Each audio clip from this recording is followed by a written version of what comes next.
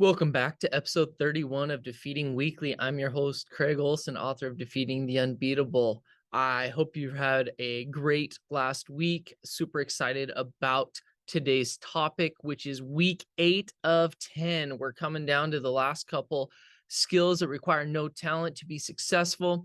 Once again, if you've missed out on any of the previous episodes, please go to my Defeating Weekly channel on YouTube, subscribe. I want to see how many of you are watching these. Please, it's very cool to get to hear from others on things that they're taking away from these videos or suggestions and maybe next steps.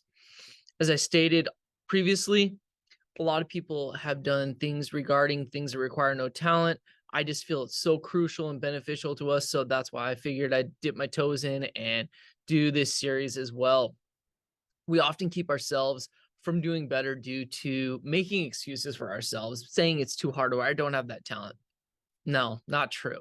You have 10 things among many others, but these 10 things will help you make huge change in your life and help you accomplish what you are wanting to do. So we're going to jump right in with the 8th thing, which is being coachable.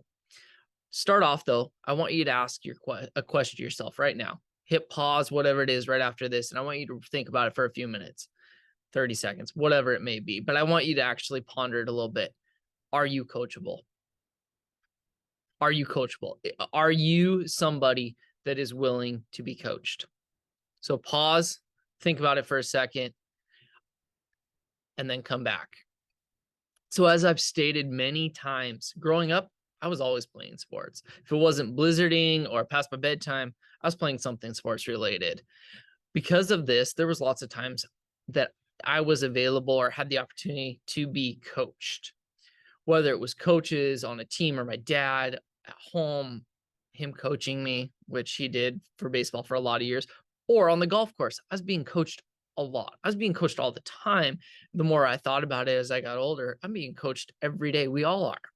But being coachable means that you're willing to make yourself vulnerable and for you to just show your flaws and allow others to identify those areas of improvement and provide you guidance. But that is just the first part. You must then be willing to take the things that those coaches are telling you, that knowledge that they have, and learn from it and actually integrate it into fixing your flaws.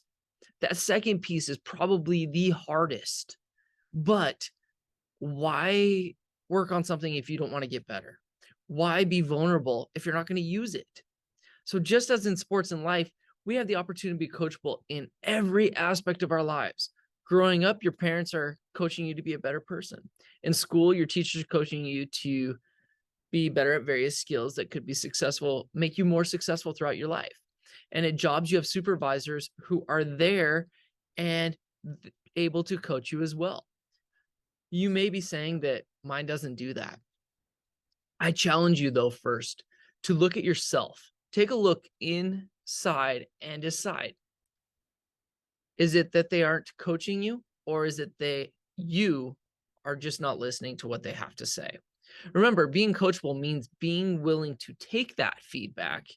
And if you do this deep dive and realize that, yeah, they're not, then I got a challenge for you again. Lots of challenges today. I challenge you to talk to your supervisor and ask them to start watching you and coaching you. Quote that I have in my classroom I always talk about is, in order to succeed, you must be willing to fail. You have to be vulnerable and show what you're doing and allow people to help coach you and make you grow and be better. Okay? You must be willing to fail and take that criticism. I could go a long time here, but we're going to jump right into action steps. 3, as always. Number 1, ask the question to yourself, are you truly coachable? This is something that shouldn't take you 2 to 5 seconds to answer. It should be a deep dive into your life and your goals and really be honest with yourself. Step 2, ask those around you who could coach you to start. Remember, in order to be coachable, you must be vulnerable. And this is the first step. Ask for help. People love being able to give their opinions, but coaching is that next level where people are making that commitment to you to help you be better. And 3, take the feedback and apply it. Don't just say thank you and keep doing the same thing. If you always do what you always done, you always get what you always got. The goal is to improve. So use that things that the others are sharing with you and apply them to your life. The quote today from the GOAT: my best skill was that I was coachable. I was a sponge and aggressive to learn. Michael Jordan. Need I say more? This comes from the greatest basketball player of all time. And saying his best skill was being coachable, it's your turn. I hope you have a great day and defeat the weak.